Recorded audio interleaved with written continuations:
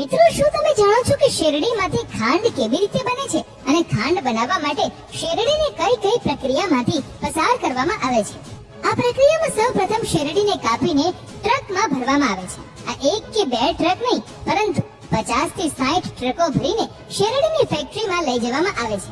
ત્યારબાદ ટ્રકમાંથી શેરડી ઉતારવામાં આવે છે અને પછી તેના પરની બધી ધૂળ અને ગંદકી દૂર કરવા માટે તેને પાણીથી સાફ કરવામાં આવે છે. ત્યારબાદ આ શેરડીને ચોપર મશીનમાં નાખવામાં આવે છે. આ મશીનની મદદથી શેરડીને નાના નાના રેસાના સ્વરૂપમાં તૈયાર કરવામાં આવે છે. ત્યારબાદ તેને 4 વખત રોટેટિંગ મશીનમાંથી પસાર કરવામાં આવે છે, જેથી કરીને રસ કાઢી શકાય. આ 4 વખત પસાર કરવાનું કારણ એ છે કે જેટલી વધુ વખત શેરડી પસાર થાય છે, એટલી વખત આ ફરતા રોટેટિંગ મશીન દ્વારા વધુ રસ નીકળે છે અને જ્યારે બધો જ રસ નીકળી જાય છે ત્યારે તેનો રસ અલગ કરવામાં આવે છે અને શેરડીનો બાકીનો કચરો એટલે કે શેરડીના છોતા ફેંકી દેવાને બદલે ઉપયોગમાં લેવામાં આવે છે. રસ કાઢ્યા બાદ શેરડીના છોતાનો ઉપયોગ ઈંધણ તરીકે મોટા મોટા બોઇલરોને ગરમ કરવા માટે કરવામાં આવે છે અને જ્યારે તે બોઇલરમાંથી વરાળ નીકળે છે ત્યારે તેનો ઉપયોગ ટર્બાઇન ચલાવીને વીજળી ઉત્પન્ન કરવા માટે કરવામાં આવે છે. હવે શેરડીના રસને મોટી ટાંકીમાં નાખવામાં આવે છે, જ્યાં આ રસનું બ્લીચિંગ થાય છે. આ પ્રક્રિયાને સલ્ફેશન પણ કહેવામાં આવે છે. આ પછી તે રસનું pH લેવલ ચેક કરવામાં આવે છે, જેનો ઉપયોગ દ્રાવણનું એસિડિક કેરેક્ટર જાણવા માટે કરવામાં આવે છે. જેમાં પાણીને સૌપ્રથમ ચૂના સાથે મિશ્રિત કરવામાં આવે છે અને પછી તે જ કન્ટેનરમાં રસ નાખવામાં આવે છે.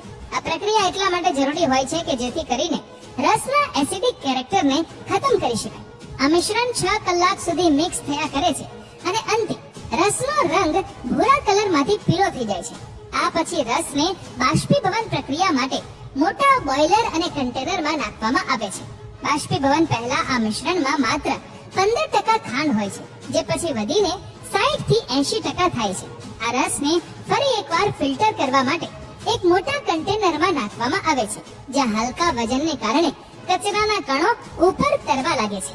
હવે અહીં રસ જ્યુસને બદલે ચાસણીમાં ફેરવાઈ જાય છે અને આ રસમાં સુક્રોઝ ક્રિસ્ટલ્સ ઉમેરવામાં આવે છે. આ ક્રિસ્ટલ્સ ઉમેરવાથી આખું મિશ્રણ ધીમે ધીમે સ્ફટિકીકરણ કરવાનું શરૂ કરે છે. ક્રિસ્ટલ્સને મિક્સ કર્યા બાદ આ આખું મિશ્રણ ફરીથી ઉકાળવામાં આવશે અને એક પેસ્ટ બનશે, જે ચાસણી કરતા ઘાટો હશે. જો તમે આ પેસ્ટને ધ્યાનથી જોશો તો તમને તેમાં ખાંડના દાણા દેખાવા લાગશે.